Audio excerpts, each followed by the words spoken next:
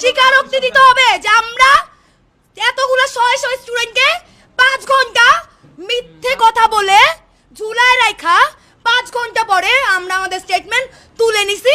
আমরা জানি আমরা তো অপরাধ, কিন্তু কথার খেলাফ করছি, মানুষের বিশ্বাস নিয়ে আবার খেলছি।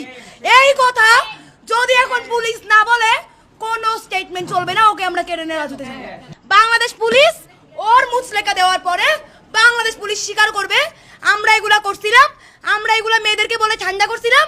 সেনাবাহিনী আসার পরে আমরা ঘুরে গেছি। আর্মি কেন থানায়? আর্মিকে থানা থেকে বের করো। আচ্ছা বাবা আছে এখানে ঘেরা হবে, পারলে রেপিস্টের বিচারের জন্য খুন হবো আজকে। উনি রেপিস্টের হয়ে দালালি করতে থানায় ঢুকছে, শেষ। দালালি করতে কারো হয়ে আমি নাইলে এখনো সেন্স দিব না ওনাকে শেষ করতে। উনি এই পুলিশের আর্মির স্বীকারোক্তি দিতে হবে যে আমরা এতগুলো শয়ে শয়ে স্টুডেন্টকে